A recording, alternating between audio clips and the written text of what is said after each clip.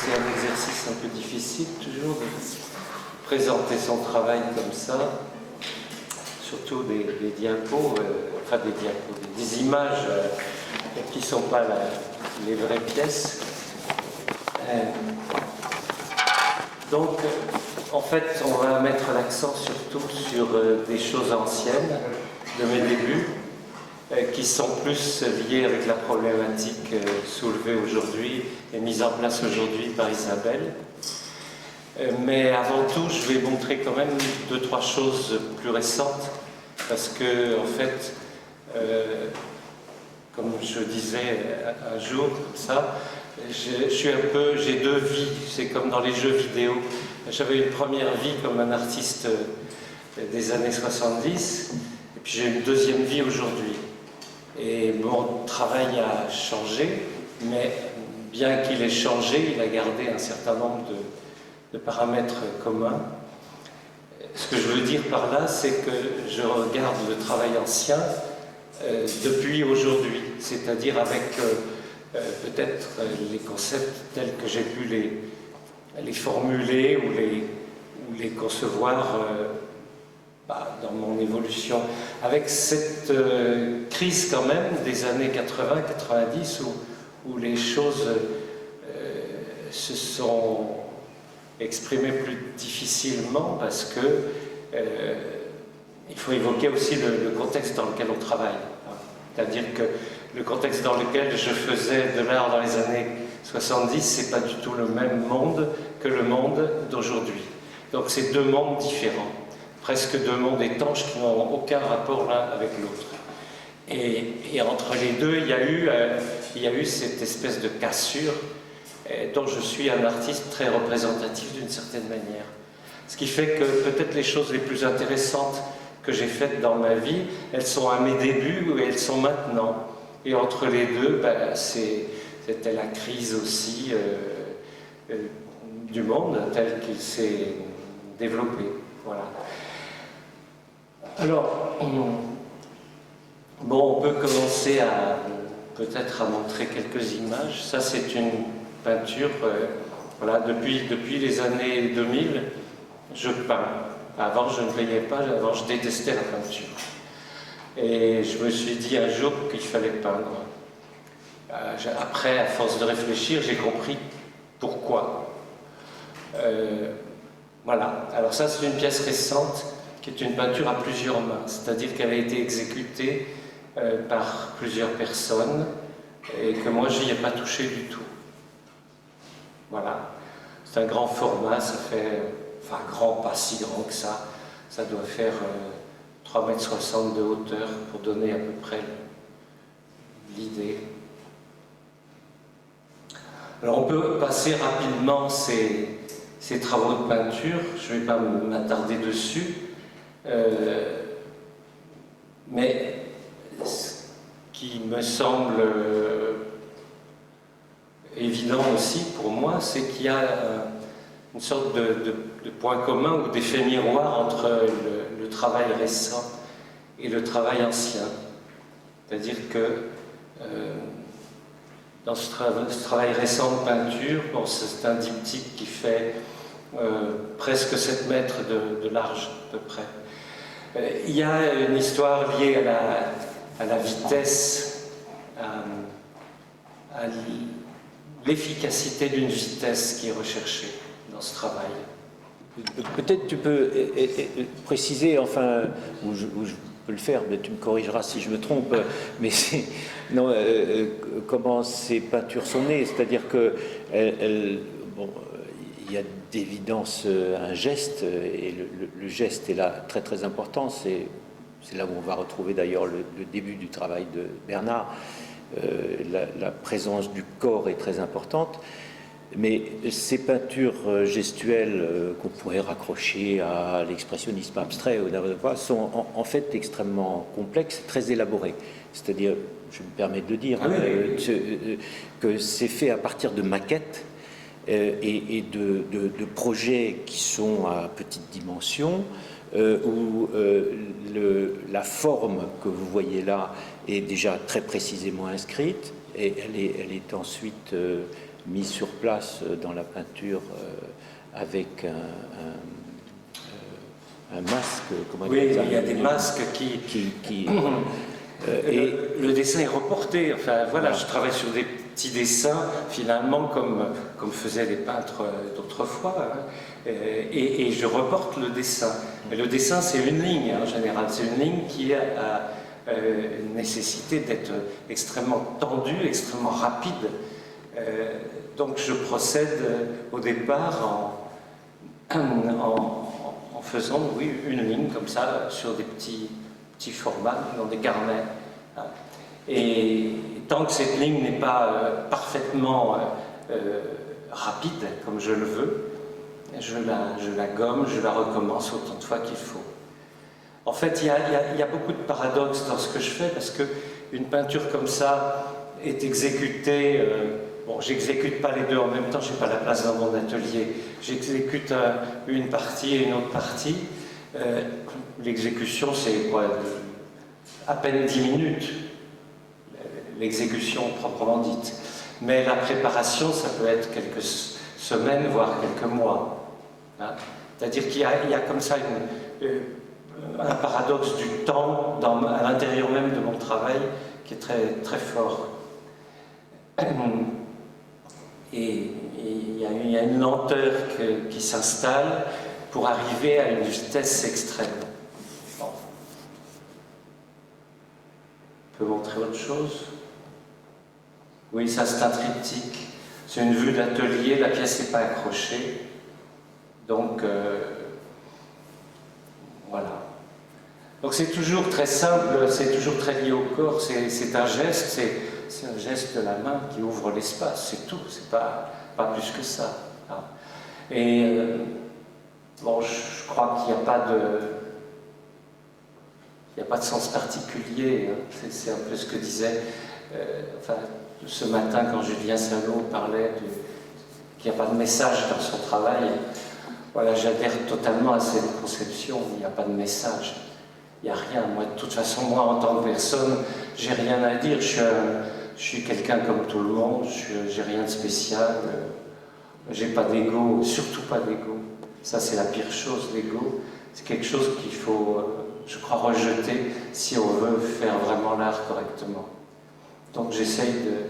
Enfin, de toute façon, j'ai pas d'ego a priori, donc ça va. C'est pas de problème. C'est pas un problème.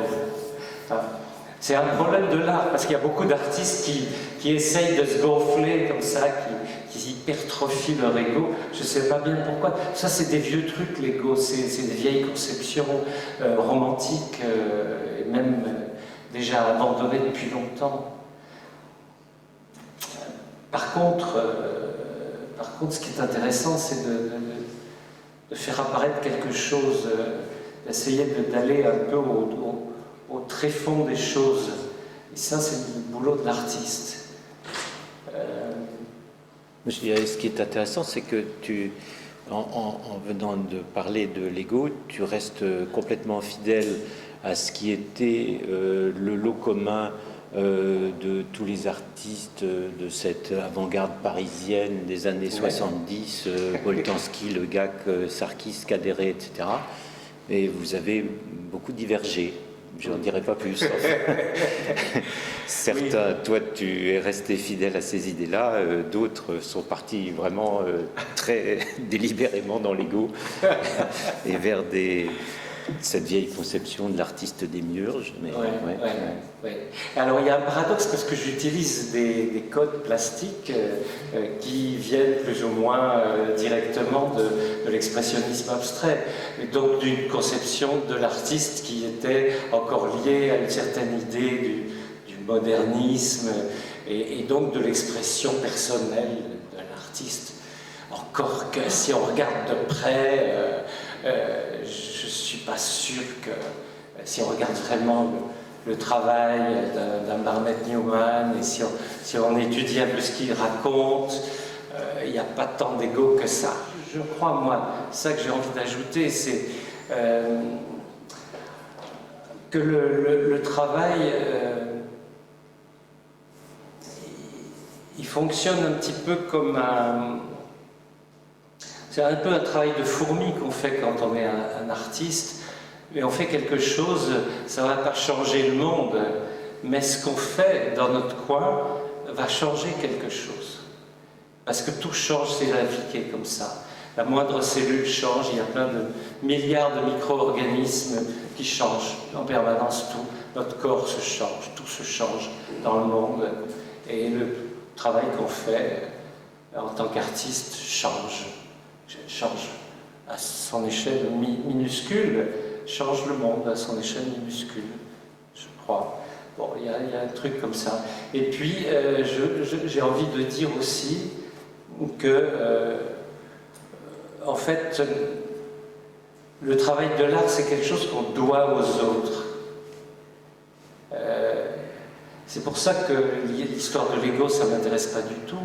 Mais par contre, moi, en tant qu'artiste, je dois quelque chose aux humains qui vont venir après moi. Je dois leur laisser quelque chose. Ça, c'est absolument... c'est mon boulot, c'est comme ça. J'aurais pu faire un autre métier, et je fais ça. Et ça, je le dois. Parce que l'art est là aussi pour porter cette part de... Alors, je vais faire un peu de citation philosophique, je suis désolé. Je n'ai pas envie de paraître pédant, mais c'est quelque chose... C'est un philosophe qui m'a beaucoup intéressé et que j'ai lu ces dernières années. C'est Giorgio Agamben.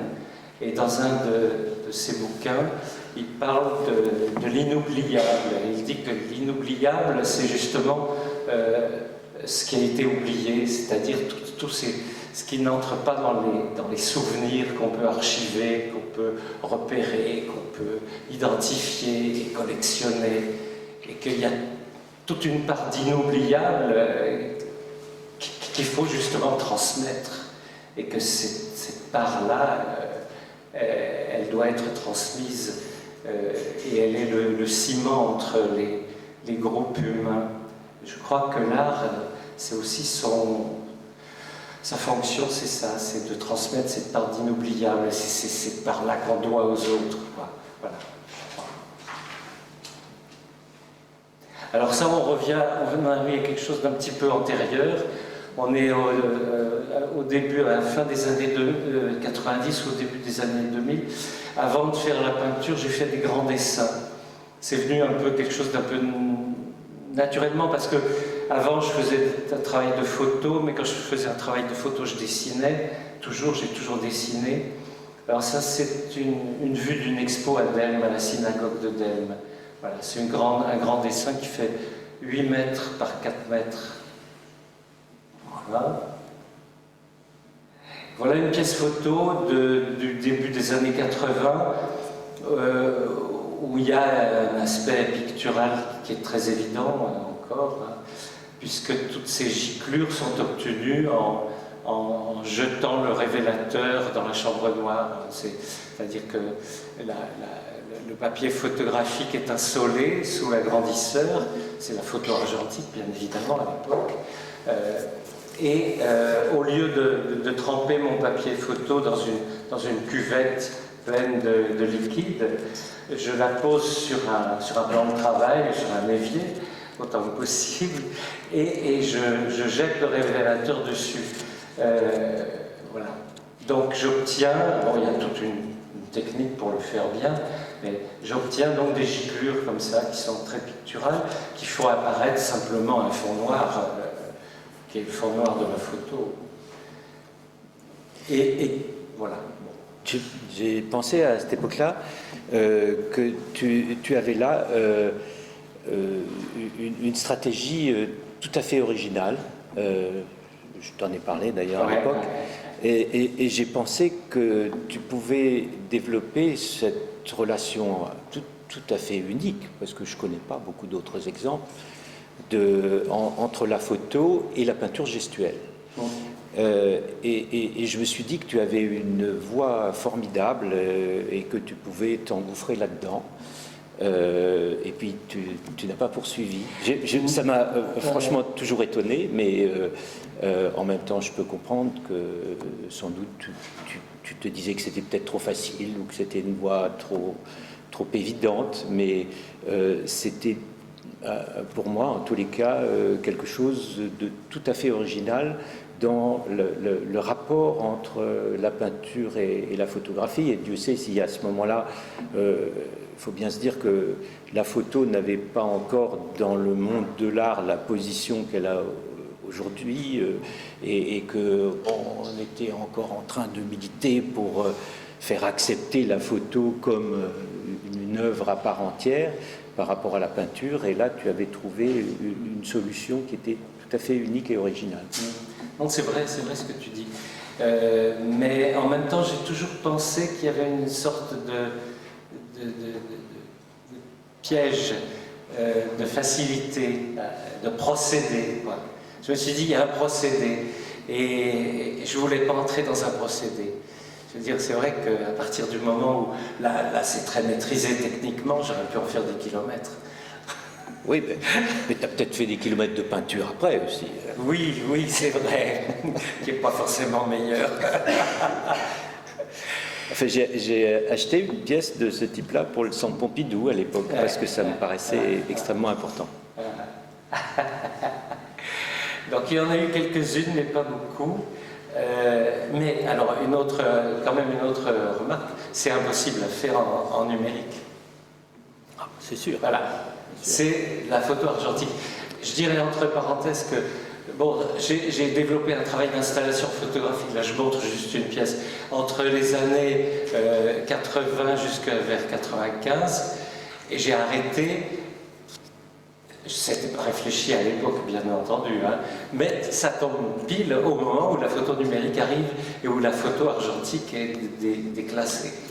Et mon travail de photo ne pouvait être conçu que argentique.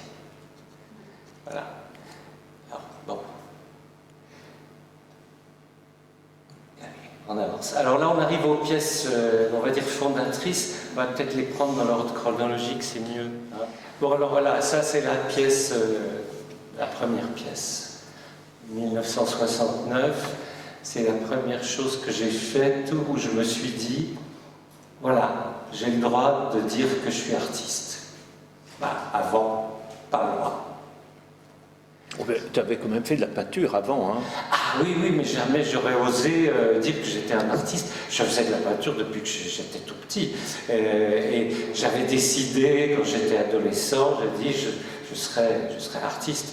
Et contrairement à mes parents qui auraient voulu me voir entrer à l'école centrale ou je ne sais quoi, j'ai dit non, je ferai la peinture. Et tu as fait des études d'histoire de l'art, c'est là qu'on s'est connus. Oui. On a bien rigolé ensemble. Et sur les bancs de Monsieur Chastel. Et oui. Voilà. Bon. Et non, oui, j'ai appris plein de choses sur l'art ancien que je ne connaissais pas, parce que moi j'ai commencé à m'intéresser à l'art, j'ai commencé avec à regarder, je ne vais pas mentir, mais disons Braque, Matisse, c'est les premières choses que j'ai vues quand j'étais petit. Et puis après, très vite, j'ai vu Malevich et Picabia, des choses comme ça. Et je ne connaissais rien avant. Alors j'ai découvert quand même assez vite les impressionnistes, mais avant je ne connaissais rien. C'est quand je suis allé en histoire de l'art que j'ai quand même compris des trucs. Voilà, bon. Alors, ça c'est une pièce inaugurale vraiment, et qui a été exposée à Berne, pas par Zeeman, mais par son successeur qui était Zdeněk Félix, qui avait organisé une exposition qui s'appelait Plan and Project as Art. Et c'est Bénédicte Pell, qui était la directrice de la galerie Yolas, à qui j'avais montré ces choses-là, qui m'avait dit « Allez-y de ma part, envoyez des trucs, je suis sûr que ça va l'intéresser. » Voilà. Et effectivement, ça a intéressé. Et ça a été exposé. Donc c'est ma première exposition, c'est mes débuts. Alors de quoi s'agit-il? Il s'agit de plaques d'aluminium. C'est une pas très grande pièce, la surface c'est à peu près 3 mètres par 3 mètres 35. Les plaques sont attachées entre elles, c'est un affreux bricolage, mais ça ne se voit pas sur la photo. Ça a été mis à la mer, enfin, les plaques sont montées sur des petits flotteurs. Ça a été mis à la mer en Méditerranée l'été, au mois d'août ou juillet, je ne sais plus, 69. Voilà. Et les photos étaient faites par un copain, je ne savais pas du tout me servir d'un appareil photo, qui a tout raté, et donc les photos sont abominables. Je n'ai même pas une image qui montre la pièce en entier. Bon. Bon, alors qu'est-ce qui m'intéressait là? C'était, pour moi, mettre en évidence des processus très, très simples, très naturels, le reflet de la lumière sur l'eau. Bon, je veux dire, la lumière, l'eau, c'est deux éléments qu'on retrouvera dans mon travail tout le temps. L'aquatique, de toute façon, j'ai fait des photos. Les photos, on fait ça dans l'eau. Et puis, vous avez vu les peintures que je fais aujourd'hui, c'est tout giclé, c'est comme si c'était de l'eau aussi. Pareil. On est toujours dans l'eau, on est toujours dans la lumière, on est toujours dans la captation de choses extrêmement vives et rapides. Ces reflets du soleil sur la surface des vagues, c'est quelque chose qui est dans la vitesse, dans la mouvance absolue. Voilà, on est complètement dans quelque chose de fondateur. Alors, bon, peut-être maintenant c'est le moment de venir au thème qui nous occupe aujourd'hui un peu plus. Tu n'avais jamais entendu parler de land art à cette époque-là? Si, je pense. Si, tu savais. Ah oui, je savais, oui. Oui, je fréquentais les quelques galeries depuis, je sais pas, 67, 68, à peu près. Les quelques galeries intéressantes. Bon, on va y venir, Sonnabend, évidemment. Sonnabend, évidemment, oui. J'avais regardé un peu Art Forum, justement, ce que Sonnabend m'avait donné. Elle en avait des stocks, elle les distribuait. Voilà. Donc, non, pour moi, c'était évident à cette époque qu'il fallait faire autre chose et s'aventurer dans des moyens d'expression novateurs. Et pour moi, à l'époque, la peinture, c'était l'école de Paris, c'était les vieux trucs, quoi. Même s'il y avait des choses de qualité que je pouvais respecter, pour moi, c'était pas là que ça se passait, quoi. Donc, il y avait une espèce d'aventure complète. On partait dans le vide comme ça. Ça, c'était excitant à cette époque-là. Voilà, des choses très simples comme ça j'oserais pas appeler ça une performance. C'est un acte, c'est très simple. Là, il s'agissait de positionner le reflet du soleil couchant sur la mer, la figure dans une mare d'eau et puis le photographe. Aligner tout ça et puis taper dans l'eau avec les mains. On ne parlait d'ailleurs pas de performance à cette époque-là, on parlait d'action. D'action. On appelait ça des actions. Oui. Là, qui est à peine une action, qui est peut-être un acte. Hein. Et un acte simple, fait avec rien. Voilà.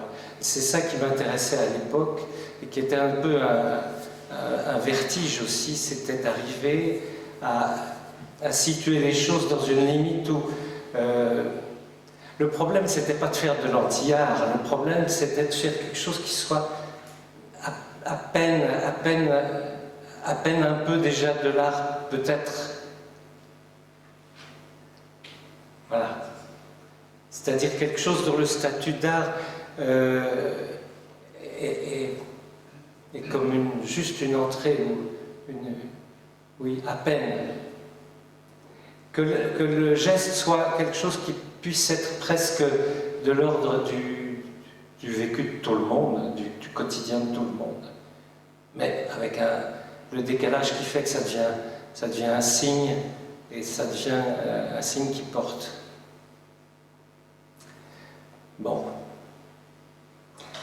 Oui, il s'agissait de passer de la représentation à l'action, quoi. Et Oui, on considérait que oui. la représentation paraissait complètement obsolète, et donc la peinture, Oui. y compris la peinture abstraite. Oui. Et c'est l'action qui comptait, et l'appareil de photo était considéré comme simplement un appareil d'enregistrement de cette action. Absolument. Il n'y avait pas d'effet esthétique, le moindre effet esthétique, c'était l'enregistrement de l'action elle-même. C'était ça qui était important. Oui. Alors là-dessus, enfin moi j'ai sur cette idée qu'il n'y a plus de représentation. Moi je crois que les expressionnistes abstraits, enfin les bons, enfin ceux pour moi qui sont les bons, c'est-à-dire Pollock, Newman, Rothko, Steele, pas forcément les autres. Et c'est des gens qui sont déjà passés de la représentation à l'action. Déjà, c'est de l'action, d'une certaine manière. Parce que la peinture n'est plus cette fenêtre ouverte de la Renaissance que tout le monde a essayé de casser, hein, mais que Duchamp a bien fermé, on l'a vu. Hein.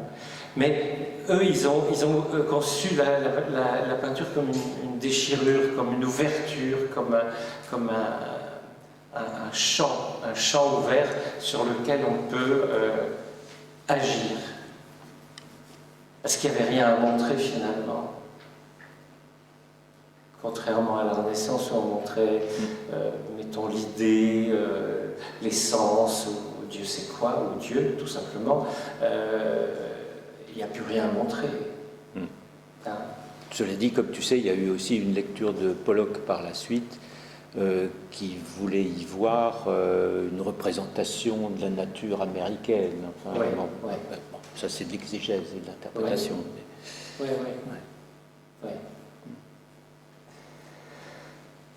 Alors, bon, la nature, alors bon, on peut en venir. Oui, j'ai montré 2 pièces, je vais en montrer encore une autre. Et puis voilà, ça c'était une autre action. En fait, j'avais quand même le projet de le faire, ça n'a pas été fait complètement improvisé, c'est-à-dire que j'ai retrouvé des petits dessins qui dessinaient j'ai retrouvé des dessins qui montrent presque cette image-là, dessinée à l'avance. Donc je savais où j'étais, je savais qu'il y avait des tempêtes possibles, et en fait j'attendais le jour de la tempête. Là où si j'ai pu assurer un peu au niveau du dessin, j'ai pas assuré au niveau de la photo, là encore une fois. Les photos sont incroyablement mauvaises. Là, elles ont toutes été retravaillées à l'ordinateur, elles ont été boostées à l'ordinateur, mais un gros travail que j'ai fait ces dernières années. Il y a un très gros travail dessus. Les photos sont floues, elles sont mal exposées, c'est épouvantable. Donc là, il s'agissait de venir à la rencontre de ces vagues géantes et de s'approcher le plus possible, parce que c'était prodigieusement excitant. Voilà. Alors, bon, il y a toute une série de photos. Il y a, paraît-il, un petit film. Il y a des gens qui m'en ont parlé. Je ne sais pas où il est. Je ne l'ai pas retrouvé. Il y a quelqu'un qui m'a dit, ah, tu sais que tu avais fait un petit film que j'ai vu, je ne sais plus où, au musée de la ville de Paris. Je ne sais même pas dans quelle expo. J'ai tout oublié. En tout cas, j'ai trouvé les négatifs. J'ai refait des tirages argentiques. La pièce est au musée d'art moderne de la ville de Paris. Dans cette forme-là. Là, c'est une expo au FRAC PACA à Marseille, je ne sais plus quand ils ont fait l'inauguration. Voilà. Donc ça, c'est la forme actuelle de la pièce, c'est-à-dire les photos, tirages argentiques, les 12 tirages argentiques d'origine. Et j'ai voulu réactiver la pièce en faisant un tirage numérique, parce qu'en fait, il faut raconter comment cette pièce est revenue à la surface. C'est à l'occasion de l'Expo Cadéré qui a eu lieu au musée de la ville de Paris il y a quelques années. Et François Michaud, qui était commissaire, m'a dit « Ce serait bien que tu montres une pièce de jeunesse, tu as connu Cadéré, etc. » Alors j'ai dit « Je suis d'accord, mais je montre d'abord une pièce qui est en relation avec mon travail actuel. » Donc j'ai choisi celle-là. Et j'ai dit « Je ne veux pas montrer simplement une pièce nostalgique, je veux intervenir aussi dessus. » Parce que je suis toujours là, je suis toujours vivant, et mon travail, tant que je ne suis pas mort, mon travail, je peux le modifier, le changer autant que je veux. Donc j'ai fait un tirage numérique que j'ai punaisé à côté. Voilà, montre cette image-là, et après on va parler un petit peu plus. Alors ça, c'était une pièce, c'est une petite photo, grande comme ça, argentique, toute bête. Hein. C'est une pièce que j'appelle acte sensible. Il y en a eu des dizaines comme ça, qui étaient souvent des diapositives d'ailleurs. Bon, j'ai choisi celle-là parce que elle fait aussi un peu écho à ce que je fais aujourd'hui. Voilà, à ma manière de faire la peinture. Voilà, je fais comme ça un peu. Et bon, mettre la main dans l'eau, c'est tout bête, n'importe qui peut le faire. C'est rien. Et en même temps, il y a quelque chose qui se trace, il y a une rencontre entre l'eau et le corps. Il y a quelque chose de l'ordre tactile, et il y a quelque chose de l'ordre du mouvant, encore une fois, et du déplacement. C'est l'eau qui se déplace, là, c'est pas le corps.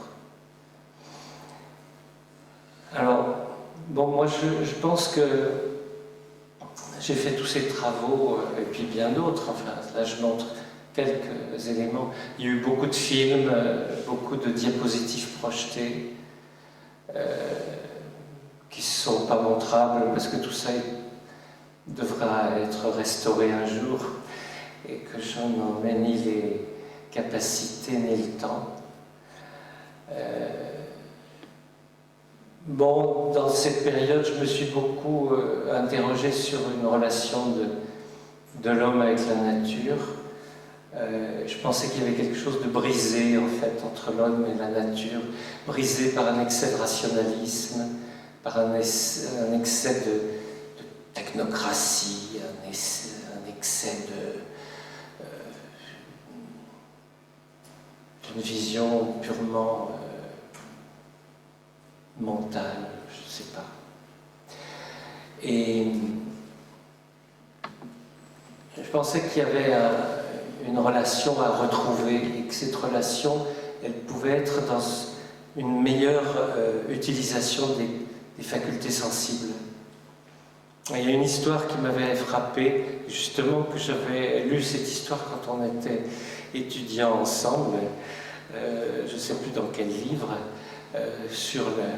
qui devait traiter plus ou moins des arts de l'Afrique ou quelque chose comme ça.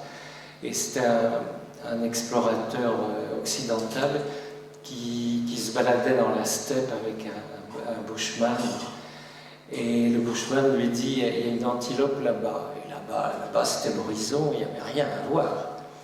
Et le voyageur occidental lui dit « Moi je vois rien. » Et le bushman lui dit « Non, attends, pas de problème, tu vas voir, quelque chose va arriver. » Et au bout de 5 minutes, il y a une antilope qui arrive. Voilà. Bon, l'histoire, évidemment, montre à quel point le bushman n'était pas un mystique, simplement il avait une capacité perceptive que l'homme occidental avait perdue, c'est clair. Alors, bon, j'ai beaucoup réfléchi là-dessus, et sur ce genre d'histoire, j'ai beaucoup cherché de ce côté-là.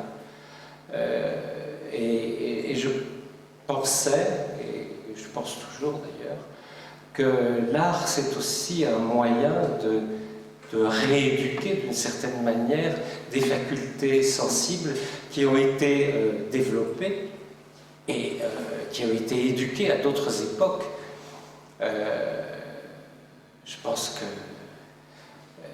qu'il y avait toute une éducation sensible, peut-être au néolithique, chez ces peuples qui ont élevé les pierres, en direction du ciel. Ces pierres qu'on trouve partout les mêmes, hein, qu'on trouve aussi bien en Bretagne qu'en Corée du Sud. J'ai vu les mêmes en Corée du Sud, c'est assez troublant, c'est très intéressant. Et voilà, donc ces gens-là qui ont fait ça, qui étaient capables d'élever ces pierres et de les mettre en vibration, peut-être pour capter des énergies venant du ciel, ils avaient une éducation, ils ont développé ces facultés pour pouvoir percevoir ces vibrations-là. Donc je pensais que l'art était un moyen de redonner ou de suggérer à l'homme épuisé par tant de rationalisme quelques compétences sensibles. C'est le moment de parler peut-être de ton exposition avec Paul Armangette. Si tu veux. Ouais, non oui, sur oui. L'approche comparative d'un même milieu naturel. Oui. Tu as une photo? Non, tu as pas de photo de ça? Alors, il faudrait aller dans l'autre dossier, mais... Parce qu'il y a eu... non, mais ça fait rien. J'ai très peur de... On va le décrire, c'est très facile. Oui, c'est très facile. En 1972, Bernard a fait une exposition avec Paul Armangette qui s'appelait Approche comparative d'un même milieu naturel et qui pour moi a été complètement révélatrice du travail des deux artistes et qui faisait la démonstration de tout ce qu'il vient d'expliquer. Paul Armangette montrer, je ne sais plus précisément de quoi il s'agissait, mais enfin une approche complètement scientifique avec des déclinaisons de noms de végétaux selon la dénomination de Linné et des formules quasiment mathématiques et scientifiques, donc une approche totalement scientifique, rationnelle et froide, et à côté Bernard Bourgeot montrait des photos, alors je ne sais plus s'il y avait un film ou simplement des photos, il va nous le dire, où on le voyait en train, par exemple, de caresser des mousses, et on le voyait dans une approche complètement sensorielle de la nature, mais qui était vraiment totalement tactile. Et je dois dire que ça m'avait beaucoup frappé à l'époque, parce que c'était tellement clair sur... aussi, on pourrait élargir ça d'ailleurs, sur l'art conceptuel d'une manière générale, parce qu'il y a un art conceptuel froid qui était au fond celui qui nous venait des pays anglo-saxons, qui a dominé d'ailleurs, comme par hasard. Et puis il y avait quand même un art conceptuel chaud qui venait aussi d'Europe et des pays latins. Et je pense par exemple à Alighiero Boetti, à des gens comme ça. Enfin, on n'a pas assez parlé de tout ça sous cette forme, me semble-t-il. Enfin, on est toujours encore en histoire de l'art à des espèces de sous-catégories telles qu'elles nous ont été livrées à l'époque et sans voir d'une manière plus large quels étaient les différents enjeux qui étaient mis en place. Oui, c'est bien ce que tu dis sur l'art conceptuel, parce que moi, au final, j'aime pas du tout l'art conceptuel, ce qui est logique par rapport à ce que je fais. Mais pour moi, le grand artiste conceptuel, celui que j'aime vraiment, c'est Stanley Browne. Ah oui. Oui, parce que lui, justement, il y a quelque chose de sensible dans son approche. En tout cas, il y a quelque chose d'humain, de lié au corps. Ah, très lié au corps. Mais en même temps, la réduction formelle est telle que ça en devient quelquefois très mince. Limite. Ouais. Bon. Alors oui, là, ça c'était le film dont Jean-Hubert vient de parler. Hein. On revient. Voilà, alors là, ça c'était une petite brochure qui avait été faite par Guillaume Blount, qui dirigeait la galerie Yellow Now à Liège. C'était présenté à Liège. Ça a été présenté d'abord dans un lieu semi-privé qui s'appelait Apeiros, qui était dirigé par Roberto Altman à Paris. Et après, à Liège, dans la galerie Yellow Now. Et donc, voilà, en haut, c'était l'approche sensuelle, en bas, c'était une photo codée, je ne sais pas si on voit grand-chose là, sur une photo, en fait, Paul Armand avait écrit des codes scientifiques, je ne sais pas lesquels, qui restaient abscons évidemment, mais qui correspondaient à une logique potentielle. Et alors ce qui est très marrant, parce que j'ai relu on avait écrit chacun un petit texte de présentation qui était mis en vis-à-vis. Il y avait nos deux textes comme ça pour présenter l'expo. Et alors lui parle de cette approche de modèles scientifiques qui sont appliqués pour une représentation qui est sa représentation à lui, sa lecture personnelle. Alors là, on arrive au paradoxe par rapport à ce que je disais tout à l'heure, c'est que lui, il utilise des procédures rationnelles et scientifiques pour finalement donner une vision tout à fait personnelle des choses, alors que moi j'utilise à l'envers des procédures sensorielles pour essayer de donner une vision qui n'est pas personnelle, mais qui se veut au contraire voilà, qui se veut au contraire. Je n'en dirai pas plus, je n'ai pas le mot. Le plus large possible. Oui, mais il y a un mot que je n'ai pas envie de dire, voilà. Je me méfie des mots. Ah ben voilà le texte dont je parlais. Je me méfie beaucoup des mots qui ont envahi l'art contemporain d'une manière un peu violente, je trouve. Parce que les mots, c'est réducteur. Enfin, le discours, c'est réducteur. C'est une approche des choses. On est bien content de parler autour dans cette salle, et c'est très bien, ça permet d'analyser et de comprendre des choses, mais l'art permet d'aller d'une certaine manière beaucoup plus loin dans des domaines pour lesquels les mots sont totalement impuissants. Aller vers une obscurité, vers le fond des choses, là, ne plus, il faut se taire. Il faut rappeler qu'il y a une pensée visuelle qui est en action chez les artistes, ouais, et dont on ne parle pas assez souvent. Voilà, sur ce, je montre des textes écrits par nous, bon. Tout dans le paradoxe, toujours. Il faut terminer. Oula. Alors attends, là, voilà, je parlais des petits dessins. C'est vraiment une feuille que j'ai retrouvée, des petits dessins qui ont été faits avant l'action avec les vagues. Et il y a même ce dessin avec les cheveux et l'eau là qui induit comme ça une espèce de contact entre la chevelure et l'eau qui est bon. Voilà. Bon, alors je ne vais pas parler de tout ça. J'avais des projets de pièces vidéo, mais bon. Oui, alors ça, c'est l'invitation d'une pièce dont il ne reste rien. Parce que c'était une action sur le Pont des Arts à Paris. Les nuages blancs sont de même des nuages blancs. C'est une phrase que j'avais trouvée dans un texte taoïste. Parce que je me suis beaucoup intéressé à cette époque à ce qu'on appelle les philosophies orientales. Et j'ai lu beaucoup de bouquins d'un philosophe qui s'appelle Alan Watts, qui était un peu chantre du mouvement hippie, du New Age, et qui avait une vision un peu de la philosophie extrême orientale, un petit peu américanisée. Je veux dire, c'est pas François Julien, voilà.